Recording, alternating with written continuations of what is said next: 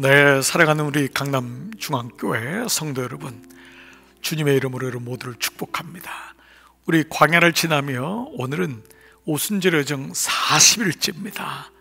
여러분 정말 감사한 날이 아닐 수가 없습니다. 이제 마지막, 이제 후반부까지 왔습니다. 오늘 40일째 맞이하는 이 날이 여러분에게 복된 날 되시기를 축복합니다. 자, 이제 오늘은요 바로 세례자 요한의 마지막 세 번째 시간인데, 그 세례자 요한의 외로움의 광야, 그 외로움의 광야가 오늘은 우리는 고독의 광야로 어제 하나님은 승화시키시고, 그 시간이 오히려 하나님과의 만남의 시간이 되고, 바로 현실에 뿌리 내린 영성, 그 고독의 광야를 우리의 삶 속에, 우리는 아침에 새벽지단 속에 하루를 마감하면서 또 순간순간 살아가면서, 또 때로는요 좀 휴가도 그런 쪽에 좀 내서 쉼을 갖기도 하고 리트리트하는, 퇴소를 하는 그런 마음이 우리의 삶에 꼭 필요하구나라는 것을 보게 되었습니다. 자, 오늘 이제 마지막 세 번째 시간은 바로 멈춤의 광야로 들어가라 라고 하는 말씀입니다. 여러분 이해가 되시죠? 광야로 들어가려면, 퇴소하려면 멈춰야 됩니다. 이것이 광야입니다. 고독의 광야는 멈추는 것입니다. 여러분 묵상은요 멈추는 거예요. 생각도 멈추고 마음의 분주함도 멈추고, 그 멈춰서 하나님을 바라보는 것입니다. 그래서 오늘은 멈춤이라고 하는 이 시간이 얼마나 소중한 시간인지를 한번 같이 나눠 보겠습니다. 광야에 들어가면 바쁠 것이 없다, 서두를 것도 없다, 스케줄도 필요 없어요. 모든 것이 느릿느릿 움직이거나 멈추어 있다. 우리는 전력 질주하는 세상에 살고 있다. 그러나 때로는 멈춤의 광야로 들어갈 필요가 있다. 자, 우리가 지난 주 중에 말씀에, 월요일 말씀이었죠. 베드로와 요한이 기도 시간에 맞춰 기도하기 위해 성전에 올라갔다가 성전문에 앉아 구걸하는 안진뱅이를 보았죠. 가던 길을 멈추고 그에게 다가섰어요. 그리고 은과 금은 내게 없거니와 내게 있는 것을 내게 주노니 나서는 예수 그리스도의 이름으로 일어나 걸으라. 그를 잡아 일으켰어요. 그러자 그가 일어나는 기적이 일어났습니다. 언제 기적이 일어났습니까? 멈출 때입니다. 멈출 때. 예, 내게 있는 것을 또 바라볼 때거든요. 그러니까 이 말씀에서도 거기서 거지는 바로 그들이 가지고 있는 그 돈에, 어떤 일어날 수 있는 자기 하루 먹을 것에 멈춰 있었지만은, 베드로와 요한은 하나님의 능력에 멈춰 있었던 거죠. 그는 실제로 가던 길을 멈출 때, 그냥 지나갔으면은 그 사람은 영원히 거기 있는 사람이었잖아요. 그러다 멈추니까 보이는 거예요. 여러분 요즘 그 책도 있잖아요. 멈출 때 비로소 보이는 것. 멈출 때, 올라갈 때는 보이지 않았는데 내려올 때 보았네 그 꽃. 내려올 때 보았네 그 꽃. 멈춰지는 거예요. 고난이 오니까 멈춰지는 거예요. 잘 나갈 때는 정신이 없습니다. 그러나 그때일수록 멈춤과 걷는 것을 잘 조합해야 됩니다. 오래 걸으려면 멈춰야 돼, 쉬어야 됩니다. 여러분 주일은 무엇입니까? 예배는 멈춰 쓰는 거예요. 아무리 할 일이 많아도 이 시간을 주님께 드리고 멈춰 쓰는 거예요. 그런데 그럴 때 비로소 영적인 칼을 가는 거죠. 그래야지만 6일 동안에 열심히 나무를 하고 또 하루를 멈춰서 칼을 갈고 하나님을 바라보는 그 시간이 멈춤과 진행. 그래서 광야에 불기둥과 구름기둥이 바로 이것을 연습시키는 과정이었던 것입니다. 주님이 구름이 움직이면 움직였고, 구름이 움직이지 않으면 움직이지 않았던 거예요.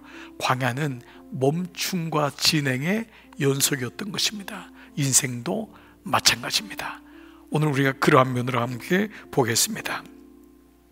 심장은 24시간 쉬지 않고 계속 뛴다. 하지만 심장은 하루 24시간 중 9시간만 일한다고 한다. 나머지 15시간은 쉬는 것이다. 오므라들었다 폈다 하면서 그 사이에 쉬는 것이다. 이렇게 심장이 잠깐씩 쉬기 때문에 심장이 멈추지 않고 박동할 수 있는 것이다. 베드로와 요한에게 성령께서 멈추라고 했을 때 멈추니까 미문에 있던 그 거제가 보였고, 그가 하나님을 보기 위해서 멈췄을 때 내게 있는 것은 나사렛 예수 이름으로 은과 금 없지만 내게 있는 것을 보니까 줄 수 있었던 것은 모든 것이 실제적으로 삶에서도 영적으로도 멈추는 것이 얼마나 소중한가라는 것입니다. 군대에서 사격 훈련을 받을 때 종조들을 먼저 한다. 그런 후에 격발하면 된다.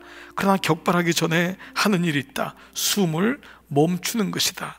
멈춘 다음에 격발해야 명중할 수 있다. 우리는 왜 기도하지 못하는가?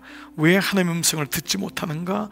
멈춰야 기도할 수 있는데 멈추지를 못하기 때문에, 전력 질주로 달려가고 있기 때문에 듣지 못하는 거예요.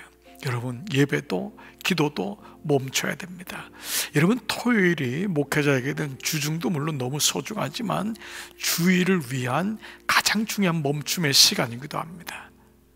이 시간은 그냥 있는 시간이 아니죠. 주일날에는 얼마나 뜁니까? 1부부터 4부까지 그리고 교우들하고 만나고 전력을 쏟아 부어야 됩니다. 그러고 있으면 토요일날 멈춰서 하나님의 음성을 듣는 시간이, 설교를 준비하는 이 모든 시간은 멈추지 않으면 결코 준비가 될 수 없습니다. 그렇습니다. 우리의 모든 인생 속에서 멈춤과 진행은 너무도 필연적이고 깊이 연관된 말씀인 것입니다. 왜 우리가 피곤을 느낍니까? 계속 뛰기 때문에 그렇습니다. 멈추면은 회복이 됩니다. 또 뛸 수 있습니다. 참 은혜가 아닐 수 없습니다. 일만 하면 안 됩니다. 기도해서 멈춰야 됩니다. 그리고 일해야 됩니다. 또 일하면서 또 동시에 기도하면서 멈추어 서서 돌아보는 것이죠. 여러분, 이 두 가지를 잘하고 계신가요? 이 영적인 원리가 여러분 가운데 터득되시기를 주의 이름으로 축복합니다. 좀 더 보겠습니다. 예수님도 새벽 아직이 밝기 전에 예수께서 일어나 한적한 곳으로 가서, 예수님이 이러셨다면 우리는 말할 것도 없습니다. 예수님이 이러셨다면, 예수님도 하루 일과 전에 한적한 곳에 가서 멈추셨습니다.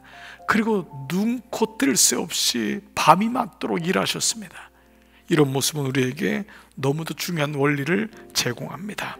예수님은 하나님의 아들이었지만 하나님에게 집중하기 위하여 한적한 곳으로 물러가서 퇴소했던 거예요. 기도하셨다. 조용히 멈추어 하나님 앞에 머무르는 시간이 있어야 한다. 멈춰야지 보이고 멈춰야지 들립니다. 멈춰야지 느낄 수 있습니다. 나무는 해거리를 한다래. 해를 걷는데요, 있는 힘을 다해 열매를 맺다가도 어떤 애는 열매를 맺지 않는데요, 가문 것도 아니고 병든 것도 아니고 걸음을 잘 안 준 것도 아닌데 열매를 맺지 않는데요, 알아서 쉬는 것이다. 그렇게 쉬지 않고 열매를 맺으면 나무는 쉽게 병들어 버리고 만다. 그래서 과감하게 아무 열매도 맺지 않는 것이다. 스스로 알아서 안식년을 갖는 것이다. 열매를 맺지 않으면 주인이 잘라버릴지도 모른다. 그래도 나무는 과감히 열매 맺기를 포기한다. 그래야만 살아남을 수 있기 때문이다. 이렇게 나무도 멈출 줄 안다면 우리의 인생도 그렇구나 라는 것입니다. 멈춤의 은혜, 이것이 안식의 은혜고 예배의 은혜고 기도의 은혜고 무엇보다 묵상의 은혜입니다. 여러분, 교회가요, 목회자로부터 장로님들, 권사님들, 목자들, 교사들, 정말 우리 교회에 소중한 분들이 얼마나 많이 있습니까? 근데 교회 공동체가 묵상을 하게 되면은 확실히 분열이나 싸움이나 뒷담화나 이간질이나 이렇게 하나님이 기뻐하지 않는 일들이 현저히 줍니다. 이 정말 놀라운 일입니다. 왜냐하면 멈춰설수록 호흡이 잔잔해집니다. 싸운다는 것은 자기 호흡을 가지고 싸우는 거잖아요. 금방 분내고. 그런데 말씀 묵상을 하는 사람은 분내는 것에 더딥니다. 확실히 더뎌요. 그리고 많이 생각을 하게 됩니다. 왜냐하면 묵상이 그 안에 들어왔기 때문에 멈춰서니까 상대방의 입장이 보이게 되고, 그리고 멈출 때 과감하게 결정도 합니다. 이것도 결정을 못하는 사람들이 의외로 많은데, 묵상이 깊으면 깊을수록 결정하고 어떤 것에 끊고 자르는 것도 분명하게 할 수 있습니다. 그러므로 안 좋은 것에 대해서도 묵상하게 되면 그것이 발현되잖아요. 확실히 먼지가 가라앉습니다. 근데 교회 공동체가 묵상하지 않으면 리더십들이 호흡이 가빠요.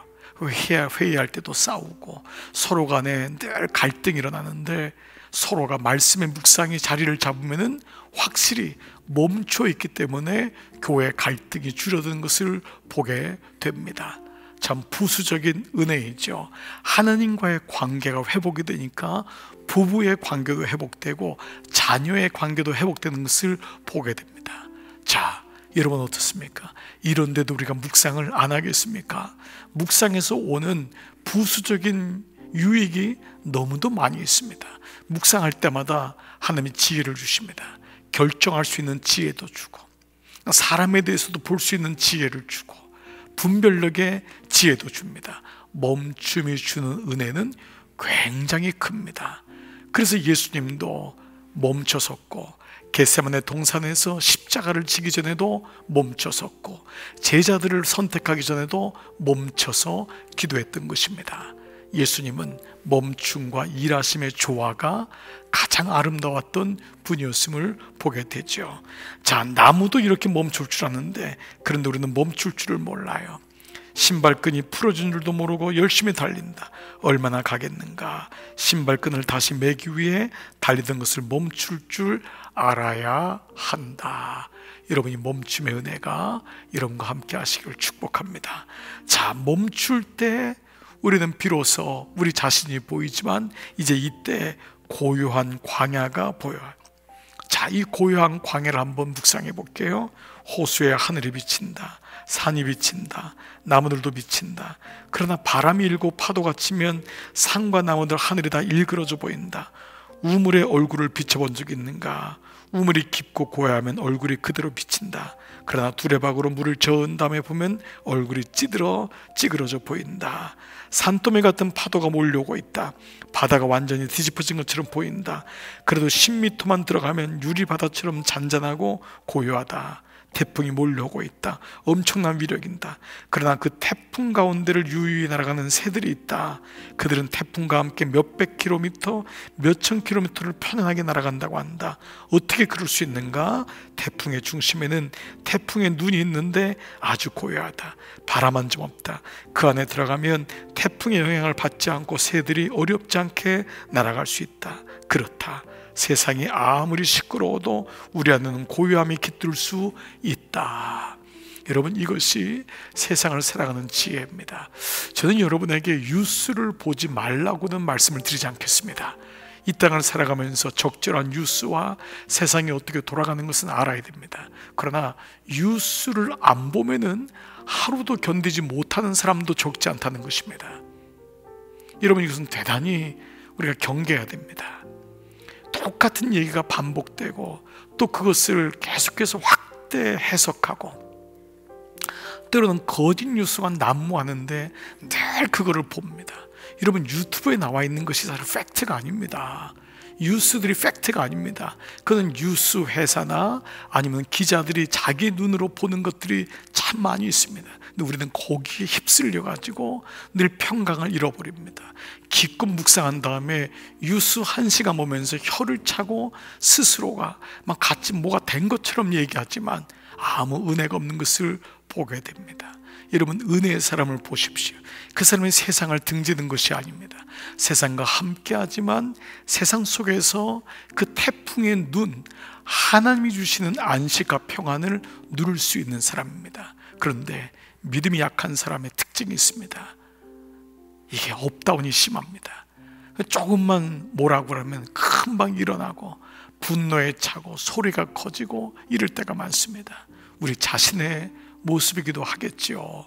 그래서 우리는 하나님 앞에 고요한 광야의 시간을 통과하는 것이 꼭 필요합니다. 여러분, 위에 수면에 자꾸 얘기들이 많습니까? 여러분, 안으로 들어가시면 됩니다. 거기서 계속 같이 있고 같이 얘기를 나누니까 늘 분주함과 늘 뒷담화와 늘 얘기 속에 삽니다. 그러나 그 안에 들어가면은 그 안에서 하나님의 음성을 들을 수가 있습니다. 이것을 가리켜 시장터 안에 구도자라는 단어를 씁니다. 시장터 안에 있지만 얼마든지 구도자의 삶을 살 수 있는 것입니다. 이것이 우리에게 주어진 하나님의 은혜라고 할 수 있는 것이죠. 자, 제자들이 예수님과 함께 갈릴리 바다를 건널 때 큰 광풍을 만나죠. 그때 예수님 뭐라 하죠? 왜 두려워하느냐? 이 믿음이 적은 자들아. 우리의 인생의 하늘에는 먹구름이 몰려오고 천둥번개가 치고 태풍이 불어닥치고 우리가 향하는 인생의 바다에 파도가 흉흉하게 일지라도 전쟁과 난리 소문이 들려올지라도 제자들처럼 호들갑 떠지 말고 잠잠히 하나님을 바라보자. 이게 묵상입니다. 이게 예배입니다. 이게 기도입니다. 분명히 폭풍도 지나가고 태풍도 지나갈 것입니다. 고요한 호수만이 하늘을 품는다. 고요한 영혼만이 하나님을 품는다. 마음이 심란해지고 속에 생각이 많으면 하나님이 태풍 가운데 말씀하시고 천둥번개 가운데 말씀하시고 지진 가운데 말씀하셔도 듣지 못한다. 그런데 엘리야에게 세미한 소리 가운데 모든 것이 지나간 다음에 세미한 소리 가운데 하나님의 세미한 음성이 들렸던 것입니다. 그래서 이렇게 믿음 생활은 우리 스스로를 돌아보며 조금 더 깊게 하는 게 참 유익이 됩니다. 말씀의 유익은 아무리 얘기해도 부족함이 없습니다. 그 말씀에 뿌리를 내리고 깊이 들어가십시오. 그래서 묵상 기도도 때로는 참 유익한 기도인 것입니다. 말씀의 기도도 얼마나 깊은 기도입니까? 삶 속에서 여러분을 부채게 하고 누군가 이런 얘기를 들었다고 전하고 그때마다 하나님 앞으로 나가십시오. 그러면 분명히 하나님이 주시는 은혜로 여러분들을 다시금 세워나가게 될 줄 믿습니다. 자, 마지막 결론인데요, 마음이 심란할 때 기도하라. 마음이 흔들릴 때 주님을 바라보라. 고요한 새벽에 기도하라. 골방에 들어가 기도하라. 엄마 품에 안겨있는 어린아이처럼 하나님의 품에 안겨라. 고독의 광야에 들어가서 침묵을 지킬 때 아침이 밝아오는 숲속처럼 깊은 산속의 호수처럼 우리 안에 그런 고요가 찾아올 것이다. 그러면 세미한 하나님의 음성이 들릴 것이다. 세례자 요한은 외로웠지만 그 외로움을 광야의 고독으로 승화시켰고 그곳에서 그는 사람들이 듣지 못했던 하나님의 음성을 들을 수 있었고 시대를 분별할 줄 알았고 불의한 것에 대해서 아니라고 얘기할 수 있었고 그는 아버지의 마음으로 예수님의 오심을 광야에서 외치는 자의 그 대로를 준비하는 그런 사명을 감당할 수 있었습니다. 세례자 요한의 이 광야가 우리 모두의 광야인 줄 믿습니다.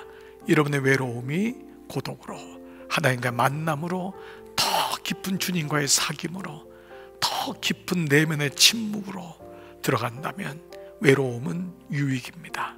우리 모두 이 광야에서 외로움을 극복하고 오히려 하나님 앞에 더 나가는 그런 시간이 되었으면 하는 마음이 간절합니다. 특별히 우리 교회에 새벽 제단을 쌓는 사랑하는 여러분을 주님의 이름으로 축복합니다. 여러분, 그 시간이 얼마나 감사한 시간입니까? 건강도 하나님 허락하셨고 무엇보다 믿음도 은혜도 허락하셨사오니 새벽 제단을 쌓는 여러분, 주님의 이름으로 날마다 새벽마다 고독의 광야, 깊은 하나님과의 만남의 광야가 있기를 기도합니다. 아침 시간에 하나님을 대면하는 분이 있습니다. 여러분, 아침 시간을 축복합니다. 우리 아이들과 가족들을 다 직장에 학교에 보낸 다음에 비로소 침묵의 광야, 고요한 광야를 경험하는 우리 사랑하는 주부들, 어머니들을 축복합니다. 하루의 매 순간 속에 바쁜 일정 가운데 점심시간 그 가운데서도 고요한 광야를 경험하는 여러분 모두를 축복합니다. 오후 시간에 잠시 주님 앞에 앉아 침묵하고 말씀을 되새김질하는 그런 분들 주님의 이름으로 축복합니다. 하루의 일과를 마치고 하나님 앞에 조용한 시간을 갖고 침묵의 광야, 고독의 광야, 하나님과 기도의 광야를 겪는 여러분 모두를 축복합니다. 우리 중보자 되시는 여러분들이 한 시간, 한 주간에 맡은 그 시간 속에서 주님과 독대하는 그 시간을 갖는 것 너무도 소중한 광야입니다. 우리 이렇듯 세례자 요한의 마음으로 이런 모두가 광야의 길 승리하시기를 기도하겠습니다. 아버지 하나님 감사합니다. 오늘 40번째 세례자 요한의 광야를 마쳤습니다. 아버지, 세상에 아무리 태풍이 불고 시끄럽고 난리를 친 것 같아도 그 가운데 세상의 음성, 세상의 뉴스가 아닌 하나님 말씀으로 살아가는 귀한 종들이 있습니다. 아버지, 시장터 안에 구도자의 마음을 가지고 하나님을 바라보는 종들이 있습니다. 그 고요함으로 세상을 품고 다른 사람을 품고 수많은 뉴스들을 품고 넉넉히 승리하는 우리 모든 교우들로 인도하여 주시옵소서. 오늘 한날도 주께 감사를 드리옵고 예수님의 이름으로 축복하며 기도드리옵나이다. 아멘. 아멘. 여러분 수고 많으셨습니다. 평안한 밤 되십시오. 안녕히 계세요.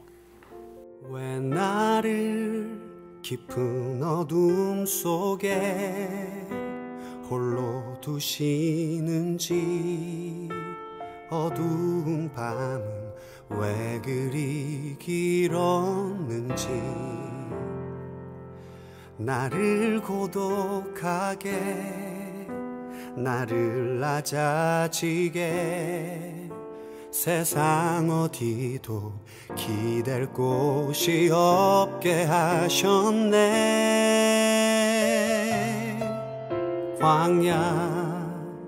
광야에 서 있네.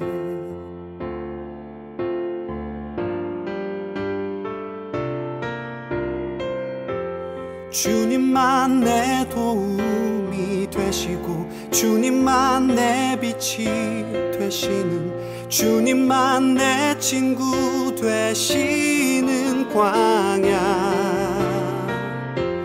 주님 손 놓고는 단 하루도 살 수 없는 곳,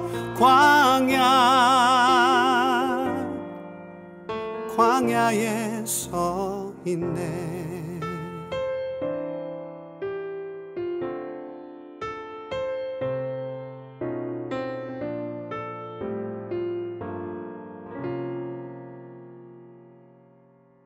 왜 나를 깊은 어둠 속에 홀로 두시는지, 어두운 밤은 왜 그리 길었는지, 나를 고독하게, 나를 낮아지게, 세상 어디도 기댈 곳이 없게 하셨네.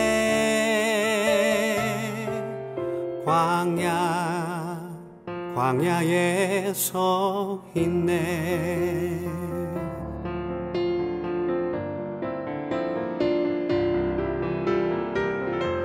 주님만 내 도움이 되시고, 주님만 내 빛이 되시는, 주님만 내 친구 되시는 광야. 주님 손 놓고는 단 하루도 살 수 없는 곳, 광야.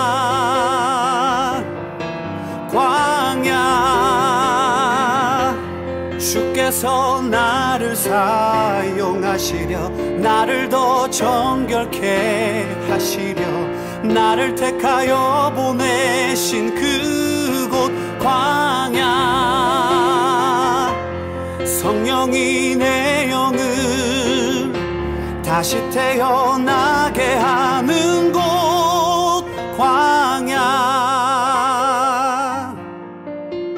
광야에 서 있네.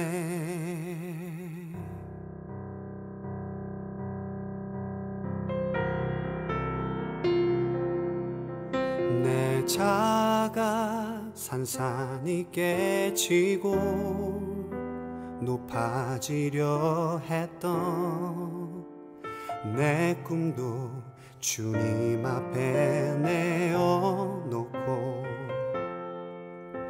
오직 주님 뜻만 이루어지기를 나를 통해 주님만 드러나시기를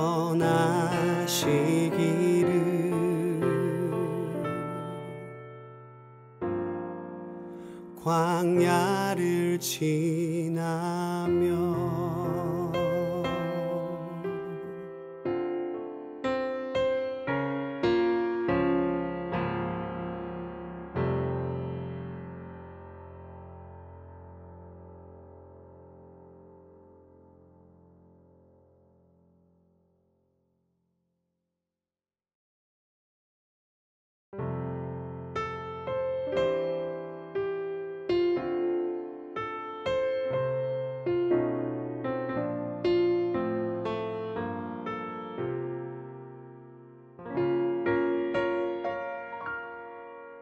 왜 나를 깊은 어둠 속에 홀로 두시는지 어두운 밤은 왜 그리 길었는지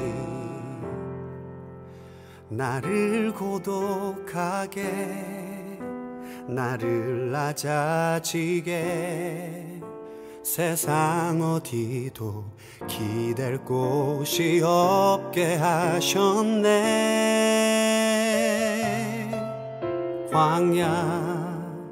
광야에 서 있네.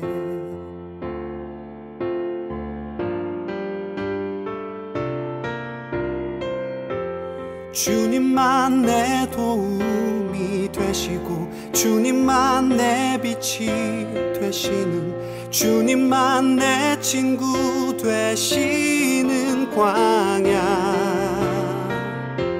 주님 손 놓고는 단 하루도 살 수 없는 곳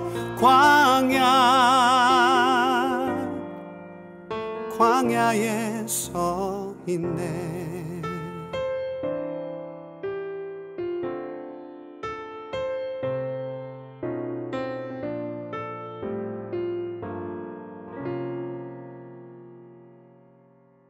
왜 나를 깊은 어둠 속에 홀로 두시는지 어두운 밤은 왜 그리 길었는지 나를 고독하게 나를 낮아지게 세상 어디도 기댈 곳이 없게 하셨네.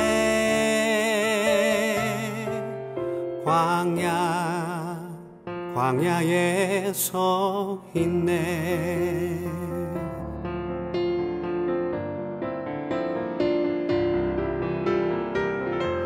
주님만 내 도움이 되시고 주님만 내 빛이 되시는 주님만 내 친구 되시는 광야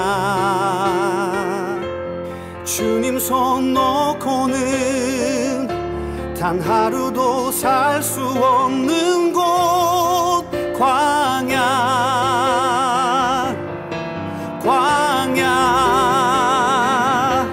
주께서 나를 사용하시려 나를 더 정결케 하시려 나를 택하여 보내신 그곳 광야 성령이 내 영을 다시 태어나게 하는 곳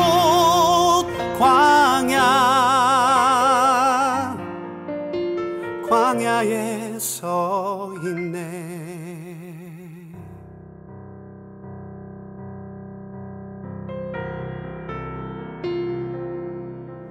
내 자가 산산이 깨지고 높아지려 했던 내 꿈도 주님 앞에 내어놓고 오직 주님 뜻만 이루어지기를 나를 통해